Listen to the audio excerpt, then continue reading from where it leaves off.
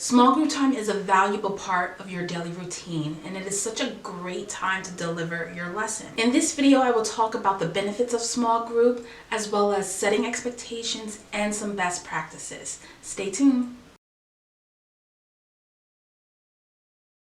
So before I start, I just want to let you know that these benefits aren't in any particular order. So the first one that I want to talk about is the fact that small groups offer more personalized attention for the children that you are working with in that group, which could be really great for children who need that extra attention, whether it's because of behavior or maybe it's academically, they need that extra personalized attention. And with that personalized attention, it helps you to identify and address any type of learning needs. When you are identifying and addressing their learning needs, this is also a great time for you to start taking anecdotal notes or keeping an anecdotal record of any of those types of things, so that you can have a record of their efforts as well as their progress. And the best part about that is that you get to take that information and also use it in your progress reports for parent-teacher conferences. Now, if you are struggling with parent-teacher conferences, I do have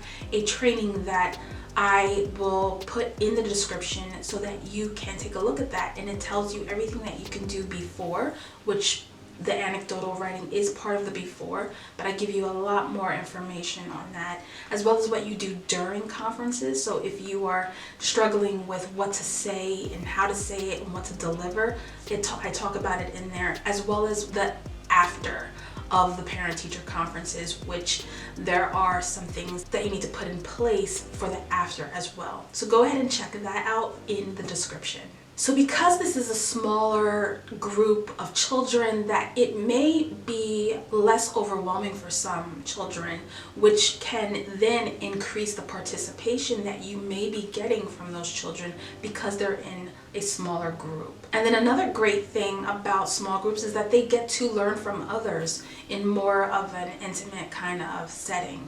So they can work with each other, get to know each other a lot more, and they can, also learn from each other. So when you are setting clear expectations, you want to make sure that this time of the day is smooth and that the children are getting the most out of this time with you. And in order to do that, you have to set those expectations. So an expectation that you may want to set is making sure that they understand what it means to pay attention and listen during this time. And it may look different in small group than it does any other time of the day. And even if it looks the same, you still want to make sure that they understand that this is what it looks like when you're listening. This is how I know that you're listening and that you're paying attention. So you want to make sure that you tell them this so that they know what you're looking for.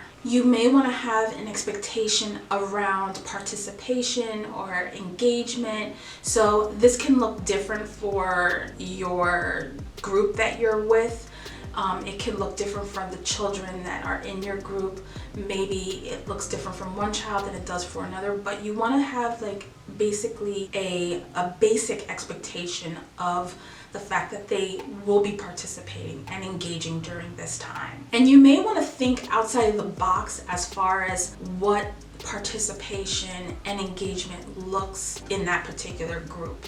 Instead of, always raising their hand or doing something else, you may want to employ something else that will encourage them to participate and engage. Putting an expectation around cooperation in your small group is another thing that you can do as well. Let them know that they are not only going to be working on something separate, but being in the group is a way of working together and making sure that, each member gets a turn, making sure that each member is making sure that the other member is able to learn so they're not distracting each other and stuff like that. So that's important too, and probably overlooked. And of course you want to mention something about following directions, and that kind of goes hand in hand with listening and paying attention. as well as like cooperation. And this can also be used in terms of how you set your expectations for materials and for cleaning up when you're all done in that area, or when they are all done in that area. So following directions can be for lots of different things, but you want to make sure that you do cover these things so that they just don't use the materials in any old way. The same type of like directions and rules that you may have for materials any other part of the day, you want to make sure that you are introducing them in this setting. How does it look? How does it look to clean up in this setting? So even though you've done that before for you know, center time and all that stuff, what do those things look like in this setting? And if you need help with introducing materials to your preschoolers during small group, I do have a video for that I will put in the cards so that you can review that. And of course, they're little, so they're gonna wanna like do all kinds of things with their bodies. So you wanna make sure that you talk about personal space. So one way that I was able to talk about personal space and even set my environment up so that they would all have their personal space, whether I mentioned it or not, was we had our small group on the floor and we had these dry erase boards, and I would place the dry erase boards where I wanted the children to sit. And I knew that spacing them out a certain distance would give them their personal space. So I didn't have to keep reminding them about, you know, make room for so-and-so and this, that, and the other, because I had placed the materials in the area or in the spots that I wanted them to be, and I made sure that there was enough space for them to sit comfortably and be able to do their work. Okay, so some best practices to use during your small group time. And of course, you probably knew it was coming, but routines and procedures. Make sure that you have your routine and your procedures for this time of the day. You have your routine for the rest of the day. You have your procedures that they use throughout the day.